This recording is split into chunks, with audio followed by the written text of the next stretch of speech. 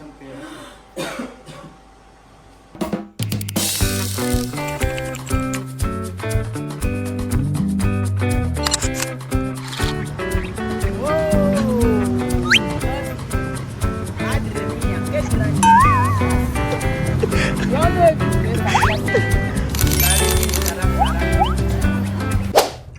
Magandang araw po sa inyong lahat mga amigo. Si Dorian Drugs po. Pumili ako ng paracetamol. Paracetamol mga amigo. Para sa masakit na ulo ni Joanna, waka-waka sa amin namin na sakit ang ulo niya sobra. So hindi naman ako magtataka kung bakit sumakit ang ulo niya. Naninibago sa klima mga amigo. Mainit doon, mas mainit dito sa Pilipinas. Kaya po, eto, bumili ako ng paracetamol at sabi niya, message sa akin, sabi niya, masakit ang ulo ko, sobrang sakit, sabi niya. Baka malaria. Sabi ko, hindi naman daw. So, malalaman ko kung anong kondisyon ng kanyang katawan. Sobrang sakit daw ng ulo niya eh. Baka hindi siya nakatulog. Ewan ko, tagal niya mag-adjust sa ano. Nakakatulog siya minsan alauna, alas 2, alas 3, ganyan. Minsan alas 12. Sabi ko, sanayin mo sarili mo na maaga matulog. Ganoon. Kaso, minsan umuwi kami alas 9, ganyan, alas 10, para magang matulog. So, yun. Ganun talaga ang buhay. Hindi laging masaya. Hindi laging malakas. Kaya, binili ako ng paracetamol. 10 piraso. Uminom siya agad ng 5. Di ba? Isa-isa lang. Every 3 hours. Pagka masakit ang ulo, masakit talaga. Pero pina-check up namin, okay naman siya. Oo, lahat ay okay. 31 years old pa lang naman. Kaya okay naman. Yung sa mata niya, okay naman. Lahat, walang problema sa kanya. So, sabi nga ng doktor, kapag daw yung mata niya ay hindi okay, doon daw ipatingnan. Pero nakikita ng doktor, sabi wala naman. Tapos tinanong kay Joanna kung ano yung nakikita niya sa mata niya. Okay naman daw. Oo, normal naman daw. So, yun. Pero general check up na namin at okay naman yung katawan. Parang normal, walang mataas sugar niya, okay. Cholesterol niya, okay. Mababa naman yung cholesterol niya. Tapos high blood, okay naman. Blood pressure, okay. Okay lahat, as in okay. So parating naman ang kalooban namin. Kaya lang ngayon, masakit daw ang kanyang kukote. So baka kulang lang yan sa kulang sa pagkain. So puntahan po natin mga amigo si Joanna, waka-waka.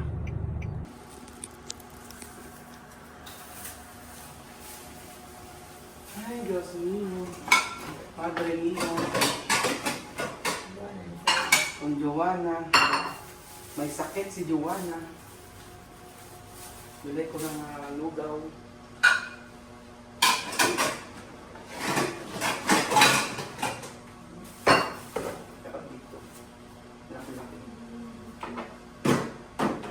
Dapat kasi sarap.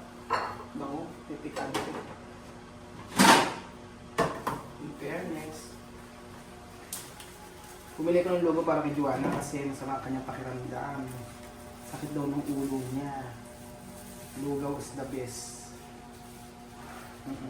Ayan. Ano gagawin natin?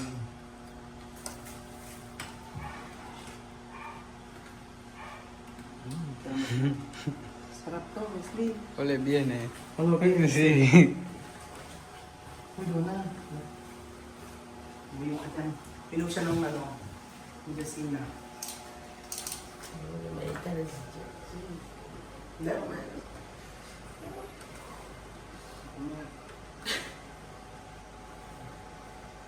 Hindi mo mucho.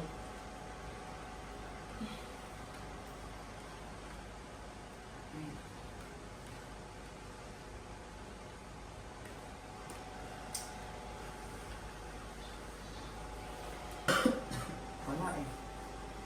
Lasang pera. Pero ay ito, kumaya. Diba nga pwede mo kumaya. Hindi umalis.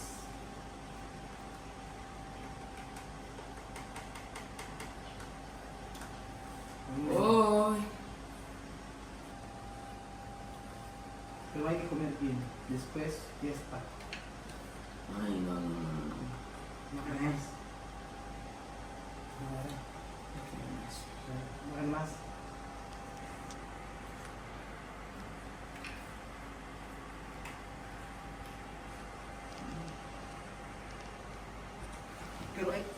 Esto, ah.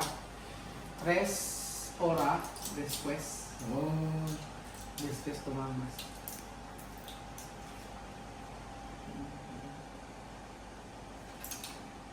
Agua. Ayaw ko yun. Sumapal. May view ko. Kahit frio? Ano? Frio mo yun. Tama.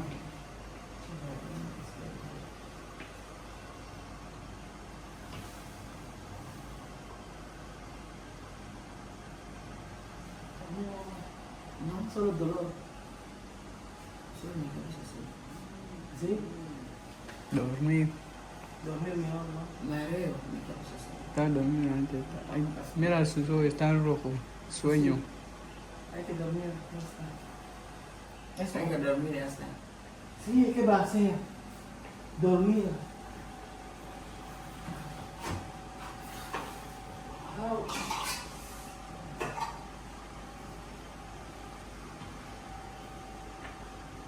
Dormir mejor.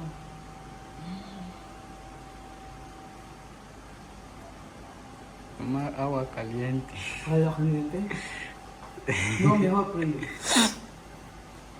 Ay, Pues sí, dormir, ¿no? Sí, mira, sus ojos están rojos. Sueño. Ay, ay, Pero no, Ay. ahora dolor de cabeza no. no, ahora no, dolor. Porque tú has tomado medicina. Sí, no, dolor de cabeza. Solo, yo no tengo fuerza. Mi cuerpo así. No hay fuerza, no hay peso. Estoy cansada. por Así eso, cuerpo. dormí. No, no, pero no es paludismo, ¿ah? Mm. No paludismo. No, Mira, sus ojos están rojos. Sueño. no le dio volver. Yo y hospital. Ah. Yo quedé sola. Ito na ba? Volver pronto. 30 minutos. Después sumo, yo comprar sumo, ¿no? Sumo. Sumo fría. Sumo bien. Fría. Sumo fría, ¿no? Bien. Para que tiene peso. ¿No? Yan. Espera na, yo volver. Okay? Dormir. Tingnan, tingnan. Vamos. Dana, espera na. 30 o 30-45 minutos. Ano siya? Nanghihilo daw siya. Na, pag hindi pa siya okay mamaya, i-hospital namin. Oo. Pag hindi pa siya okay mamaya, didiretso namin sa ano, sa hospital. Kasi hindi po pwedeng gano'n. Mahina raw siya. Kanina pagdating ko, ang inano ko, pagdating ko kanina, yung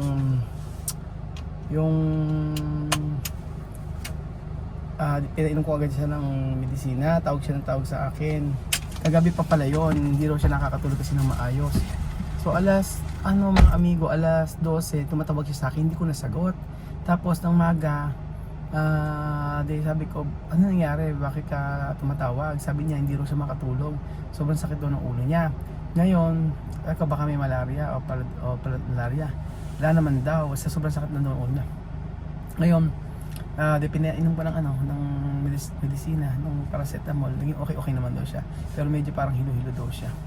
Ganun po mga amigo. So, puyat yan. Kasi mga amigo, yung time ng tulog niya iba-iba. Oo, naninibago siguro siya sa panahon. Kaya ganoon. So, ayan mga amigo, update ko kayo kung anong nangyari kay Joanna. Sana okay na siya mamaya. Pero mamaya pabalikan namin. Sabi ko kay bibili lang kami ng juice para sa kanya. Ay, ganun talaga ang buhay, hindi lagi masaya. May mga time na napapagod, pero paano gagawin natin? So, ganun po talaga. Kasi maging okay po ang lahat. Maging okay yan mamaya. Tulog lang yan, pahinga lang. Ingat po mga amigo, laging alagaan ang ating katawan.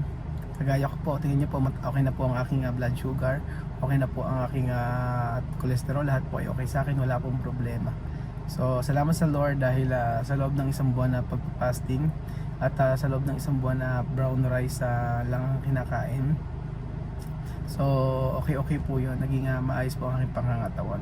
So sabi ko nga sa lahat ng ito, salamat sa paggabay ng ating Panginoong Jesus. Kasi kung hindi sa Kanya ay wala na akong disiplina sa pagkain. Kasi iniisip ko siya,